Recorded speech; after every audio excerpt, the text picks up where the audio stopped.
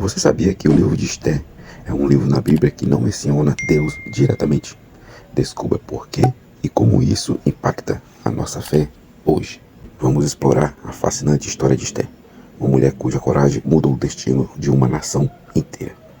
Imagine uma jovem judia, Esté, sendo escolhida como rainha do poderoso Império Persa. No entanto, ela enfrenta uma escolha impossível: arriscar sua vida para salvar seu povo, ou permanecer em silêncio e ver seu povo perecer. Quando Mordecai diz a Esté que não sabe se não foi para um momento como este que você chegou à posição de rainha, ele está lançando um desafio que ecoa até hoje.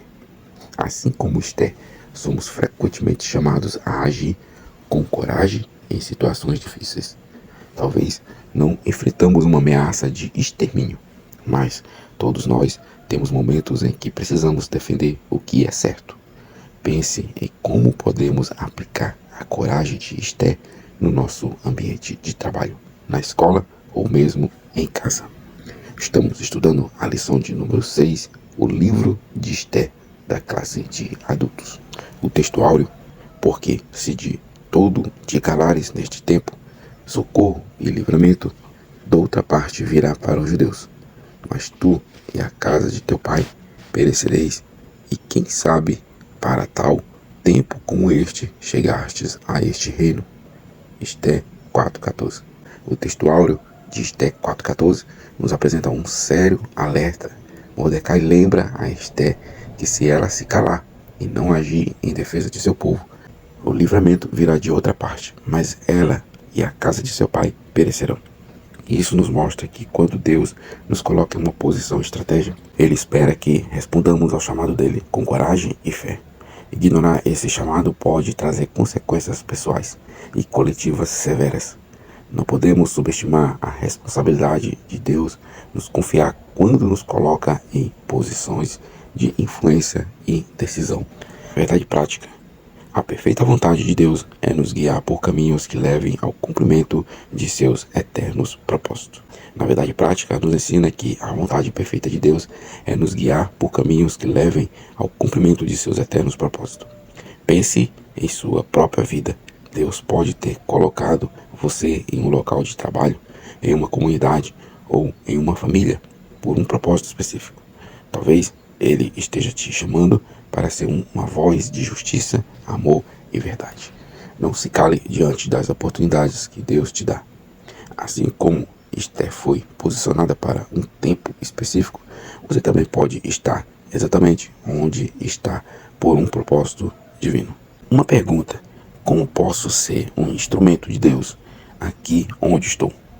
Pode ser que Deus esteja te guiando a encorajar alguém a defender a verdade em uma situação difícil, ou a mostrar o amor e compaixão em meio a desafios. Confie que Ele tem um propósito para você e esteja disposto a agir quando Ele te chamar. Lembre-se, Deus guia nossos passos para cumprir de seus propósitos eternos, e é um privilégio sermos parte de seu plano. A leitura bíblica em classe se encontra em Esté, capítulo 1, versículo 1 ao 9. A advertência desse texto de Esté nos oferece um vislumbre do poder e da opulência do reino do rei Assuero, que governava sobre um vasto território desde a Índia até a Etiópia. Ele exibia suas riquezas e grandeza para seus príncipes e servos, numa demonstração de poder que durou 180 dias, seguida de um banquete para todo o povo de Susã. Esta ostentação de riqueza e poder pode servir como um alerta para nós sobre os perigos da arrogância e da ostentação. O apóstolo Paulo nos adverte que, em 1 Timóteo, capítulo 6, versículo 17, a não confiar nas riquezas incertas, mas no Deus vivo. Quando nos concentramos em exibir nossas posses ou posições, corremos o risco de perder de vista os valores espirituais e a humildade que Deus deseja em nossos corações. Uma aplicação pessoal: vamos trazer essa reflexão para nossas vidas diárias. O esplendor e a grandeza que vemos do reino do Assuero nos lembra que verdadeiro valor não está nas posses materiais ou na posição social, mas em viver conforme os propósitos eternos de Deus. Pergunte-se: estou colocando minha confiança nas minhas posses ou na minha posição? Ou estou confiando em Deus para guiar a minha vida? Talvez seja hora de reavaliarmos onde estamos colocando nossa confiança e busca um coração humilde diante de Deus. Pense também em como podemos ser um exemplo de humildade e serviços aos outros, independente de nossa posição ou riquezas, em vez de buscar reconhecimento e honra para nós mesmos. Devemos seguir o exemplo de Jesus, que serviu aos outros com amor, humildade. Vamos orar para que Deus nos ajude a manter nosso foco nele e nos capacite a viver de maneira que honre seus propósitos eternos, rejeitando a ostentação e a arrogância que podem nos afastar dele. A lição ela tem 3 objetivos. O primeiro é apresentar a organização do livro de Esther. Este livro, que é parte do Antigo Testamento, é composto por 10 capítulos que narram a história da jovem judia Esther, que se torna rainha da Pérsia e salva seu povo, e uma aniquilação planejada. A organização do livro pode ser entendida em várias seções.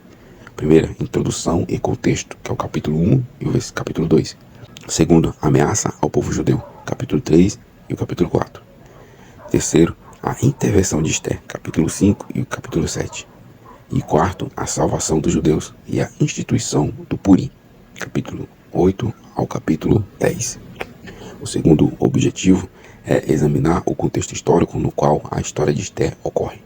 Este livro se passa durante o reinado de Assuero, o Xerxes I, que governou o Império Persa de 486 a 465 a.C. O cenário é a capital persa de Suzã. Esse contexto histórico é crucial para entender a narrativa e suas implicações. Durante este período, os judeus estavam espalhados pelo Império Persa devido ao exílio babilônico e enfrentaram vários desafios de integração e sobrevivência. O livro destaca a vulnerabilidade dos judeus em terras estrangeiras e a providência divina em protegê-los. O terceiro objetivo é explicar o propósito e a mensagem central do livro de Esther. Apesar de ser um dos livros da Bíblia que não menciona diretamente o nome de Deus, Esther revela a providência divina e a soberania de Deus ao longo de suas páginas. O livro destaca a importância da fé, coragem e identidade, e como Deus usa pessoas comuns em situações extraordinárias para cumprir seus propósitos. O propósito do livro é mostrar que Deus está no controle mesmo quando ele parece estar ausente, e que ele pode usar circunstâncias adversas para o bem do seu povo. A instituição do Purim, uma festa que celebra a libertação dos judeus, reforça a mensagem de esperança e redenção e permeia no livro. A introdução.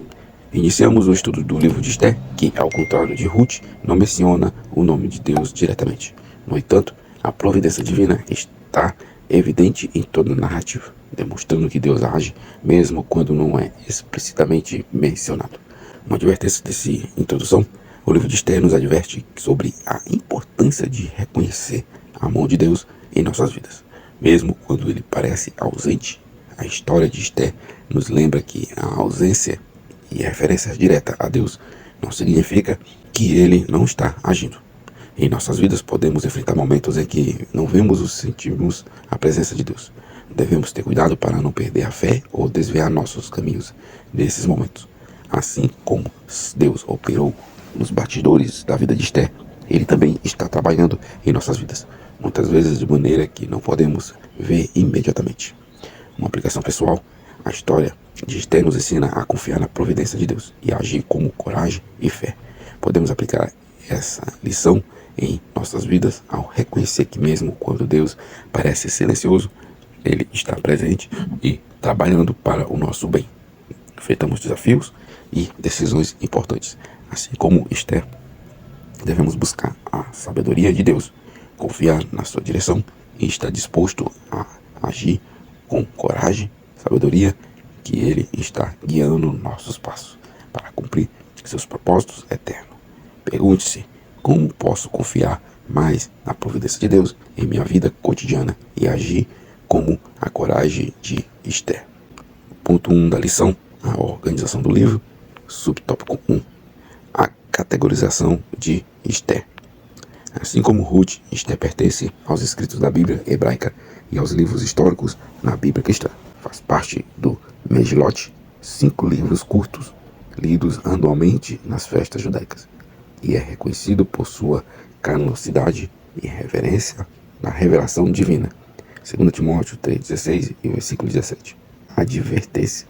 Esta advertência nos lembra que a presença de Deus nas Escrituras e em nossas vidas nem sempre é óbvia. Devemos ser cuidadosos para não ignorar ou subestimar a obra de Deus em situações onde ele não é mencionado explicitamente. Assim como Esther foi inspirada por Deus para cumprir um propósito maior, somos chamados a reconhecer e valorizar a palavra de Deus em todas as suas formas. Uma aplicação pessoal: o reconhecimento da canonicidade de Esther reforça a importância de toda a Escritura para nossa edificação e orientação. Mesmo quando não entendemos imediatamente como Deus está agindo, podemos confiar que Ele está presente e operante. Aplicamos essa lição ao valorizar todas as partes da Bíblia, buscando discernir a vontade de Deus em nossas vidas. Devemos também refletir sobre como podemos ser instrumento de Deus, assim como Esther, em nossos contextos diários, confiando que Ele nos guiará para cumprir seus propósitos. Subtópico 2. As características literárias.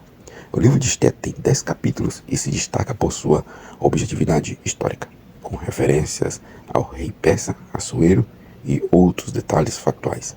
Serve como fonte primária para a festa de Purim. O estilo narrativo é mais descrito do que diálogo, como o narrador dominando o texto. Uma advertência: a objetividade histórica do livro de Esther nos adverte sobre a importância de reconhecer e valorizar a veracidade e a precisão das Escrituras, em um mundo onde a verdade é frequentemente relativizada. Devemos ser cuidadosos para não tratar as narrativas bíblicas como meras fábulas. Esther nos lembra que a Bíblia contém eventos históricos reais que têm implicações profundas para a nossa fé e prática. Uma aplicação pessoal: reconhecer as características literárias e históricas do livro de Esther nos ajuda a valorizar sua relevância contínua. Aplicamos essa lição ao buscar entender melhor o contexto histórico e cultural das Escrituras, permitindo que essa compreensão aprofunde nossa fé. Devemos também refletir sobre como Deus usa eventos históricos e pessoas reais para realizar seus propósitos. Pense em como você pode valorizar e aplicar as lições das Escrituras na sua vida diária, confiando na fidelidade de Deus através da história. Subtópico 3. A autoria e data. O autor do livro de Esther é desconhecido, mas muitos acreditam que foi escrito por um judeu que viveu na Pérsia devido ao seu conhecimento detalhado de Susã e do Império Persa.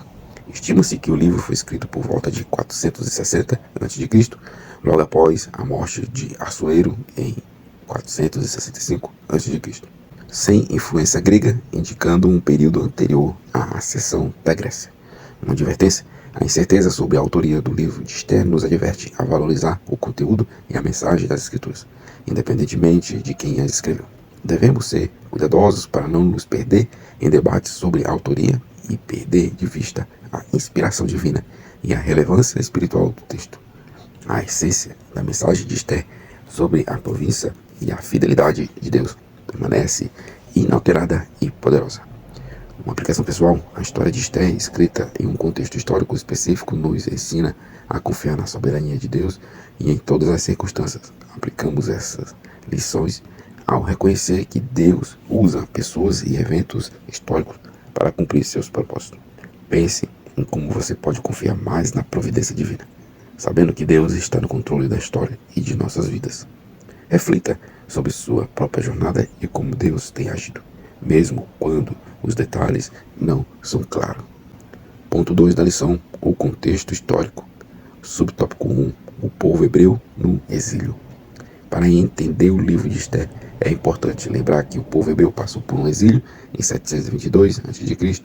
O reino do norte caiu para os assírios, segundo Reis 17:6, e mais de 100 anos depois, Judá foi levado ao cativeiro babilônico em 3 levas, em 605, 597 e 586 a.C. Jeremias profetizou que o exílio duraria 70 anos. Jeremias 25, 11. Jeremias 29, versículo 10 ao 14. Esse período foi um tempo de purificação para Judá, removendo a idolatria. Ezequiel 36, versículo 16 ao 25. Deus abomina a idolatria. Romanos 1, versículo 18 ao 25. E nada deve se ocupar o lugar que pertence a ele. 1 João 2, 15 e 17. A soberania de Deus é limitada e ele age em qualquer época ou lugar para cumprir seus propósitos. Uma advertência: o exílio do povo hebreu nos adverte sobre os perigos da idolatria e a necessidade de colocar Deus em primeiro lugar. Devemos estar atentos para que nada em nossas vidas tome o lugar de Deus. A história de Judá nos lembra que a idolatria leva à destruição e ao exílio espiritual.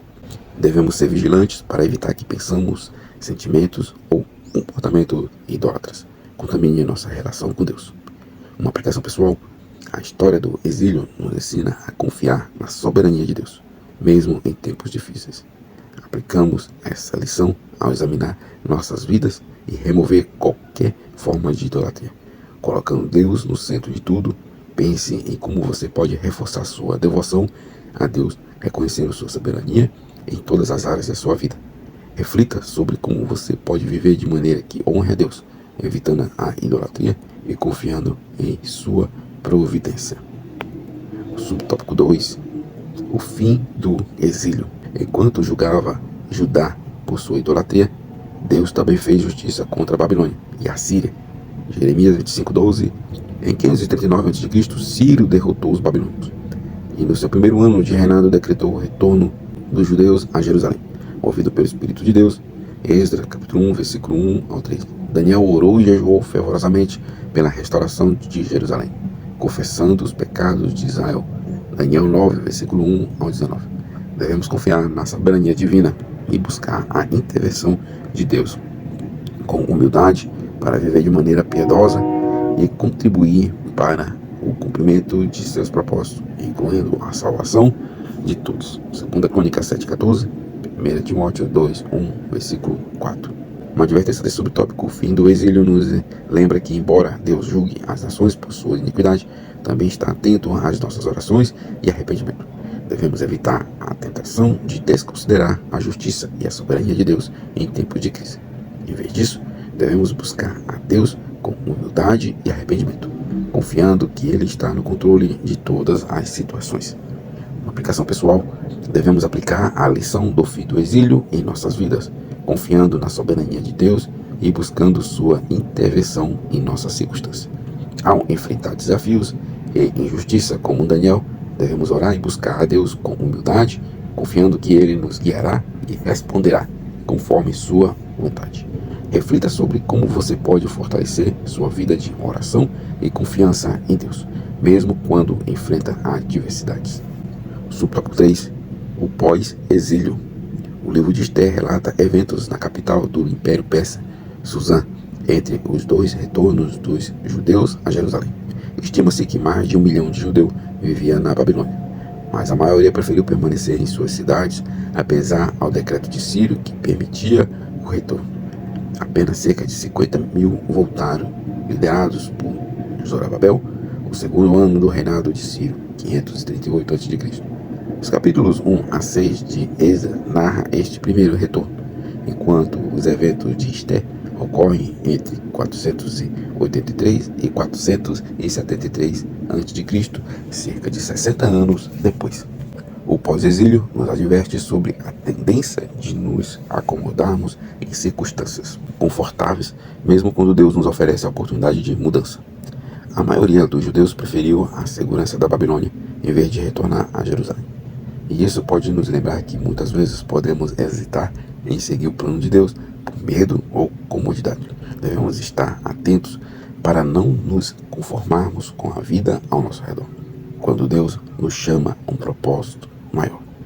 Uma aplicação pessoal: a história do pós-exílio nos ensina sobre a importância de discernir as oportunidades que Deus nos dá e agir conforme sua vontade. Aplicamos essa lição ao refletir sobre áreas de nossas vidas onde Deus nos chama à mudança ou desafios. Devemos estar dispostos a deixar a nossa zona de conforto para cumprir o propósito de Deus. Pergunte-se: estou disposto a seguir o que Deus tem para mim, mesmo que isso signifique deixar o conforto para trás? Ponto 3 da lição: o propósito e mensagem. Subtópico 1: a providência divina. O principal propósito do livro de Esté é destacar o cuidado providencial de Deus pelo seu povo, mesmo quando este faz escolhas fora de seu plano. Ao optar ao permanecer na Babilônia, os judeus buscavam estabilidade econômica, cultural e religiosa, ignorando que isso os afastava da vontade de Deus. O retorno de Jerusalém demandava sacrifício e disposição para enfrentar desafios, enquanto muitos preferiam o conforto da vida da Babilônia. Como indica Provérbios 14:12, há caminhos que ao homem parece direito, mas o fim dele são os caminhos da morte. Uma advertência desse subtópico: a história de Esté nos alerta sobre o perigo de buscar segurança em lugares ou situações que não estão alinhados com a vontade de Deus. As decisões que parecem mais convenientes podem nos afastar do propósito divino. Devemos ser cautelosos e avaliar nossas escolhas à luz da palavra de Deus, lembrando que o que parece ser um caminho seguro pode levar à destruição espiritual. Uma aplicação pessoal: a providência de Deus em Esté nos ensina a confiar que Ele está no controle, mesmo quando enfrentamos dificuldades ou quando as decisões exigem sacrifício. Precisamos refletir sobre nossas próprias escolhas. Estamos priorizando a estabilidade temporária em vez do propósito eterno de Deus para nós? Pergunte a si mesmo como pode buscar mais ativamente a vontade de Deus em sua vida, mesmo que isso signifique deixar o conforto para trás. Subtópico 2: uma falsa estabilidade. O livro de Esté nos alerta sobre o perigo de confiar nas falsas estabilidades que o mundo oferece, que muitas vezes parecem vantajosas. Em Susã, a vida parecia estável até a ordem de extermínio dos judeus. Esté 3, versículos 7 ao 13, revelando a fragilidade dessa segurança. Nesse momento, o povo de Judá precisava novamente da intervenção divina para a sua sobrevivência. Esté demonstra como Deus atua nas estruturas humanas, mesmo no poderoso Império Persa. É sempre melhor confiar no Senhor do que nos homens. Salmo 118, versículo 8 e 9. Uma advertência desse subtópico: a mensagem de Esté nos adverte sobre a ilusão de segurança que o mundo pode proporcionar. Quando confiamos nas circunstâncias ao nosso redor, podemos nos surpreender com mudanças repentinas que desestabilizam nossas vidas. Devemos estar cientes de que a verdadeira segurança vem apenas de Deus e não nas promessas ou sistemas humanos. Uma aplicação pessoal: Esté nos ensina a buscar nossa segurança em Deus, especialmente quando enfrentamos incertezas. Devemos examinar em quem ou em que estamos colocando nossa confiança. Pergunte-se: estou confiando nas estruturas do mundo ou buscando a direção e proteção de Deus em minha vida? Cultivar uma relação íntima com Deus nos permite enfrentar desafios com a certeza de que Ele está no controle. Subtópico 3: a festa de Purim. O livro de Esté também registra a instituição da festa de Purim, estabelecida por Mardoqueu. Após o grande livramento dos judeus, Esté 9, versículo 20 ao 28, o termo Purim é o plural de Pur, que significa lançar sorte. Amã lançou sorte para determinar o dia da destruição dos judeus. Esté 3:7. Mas a festa celebra a frustração desse plano maligno e intervenção divina que trouxe libertação ao seu povo. A soberania de Deus é ilimitada e Ele atua em qualquer época ou lugar para cumprir seus propósitos. A advertência: a festa de Purim nos lembra que planos malignos podem surgir, mas a soberania de Deus prevalece. Não devemos subestimar a capacidade de Deus de transformar situações adversas em vitórias. Estar ciente da luta espiritual ao nosso redor nos ajuda a confiar em Deus, mesmo quando enfrentamos ameaças e desafios. Uma aplicação pessoal: a celebração da festa de Purim nos ensina sobre a importância de reconhecer e agradecer a Deus por suas intervenções em nossas vidas. Ao refletir sobre suas próprias experiências, considere momentos em que Deus trouxe livramento ou transformou situações difíceis em bênção. Reserve um tempo para expressar gratidão a Deus por sua proteção e soberania. Conclusão: o livro de Esté nos lembra de que vivemos neste mundo, mas não devemos confiar em suas estruturas. Todos os reinos deste mundo passarão. Daniel 2, versículo 37 ao 45. Por isso, a palavra de Deus diz que a nossa cidade está nos céus, onde também esperamos o Salvador, o Senhor Jesus Cristo. Assim como Esté, somos frequentemente chamados a agir com coragem em situações difíceis. Talvez não enfrentamos uma ameaça de extermínio, mas todos nós temos momentos em que precisamos defender o que é certo. Pense em como podemos aplicar a coragem de Esté no nosso ambiente de trabalho, na escola ou mesmo em casa. Como você acha que se sentiria no lugar de Esté? Deixe nos comentários como você acha que podemos demonstrar a mesma coragem que Esté esteve em nossa vida diária. Tire um momento para pensar onde em sua vida você precisa da coragem de Esté. Essa semana, ore por sabedoria e coragem para enfrentar qualquer desafio que você esteja enfrentando, assim como Esté fez. Você que ficou até aqui, eu te convido a conhecer o canal. No canal você vai encontrar devocionais, lições bíblicas, você vai encontrar estudos bíblicos sistemáticos, você vai encontrar quiz, perguntas, curiosidades bíblicas. Deixe seu like, comente, compartilhe esta lição. Se não é inscrito no canal, se inscreve no canal. Deus os abençoe grandemente.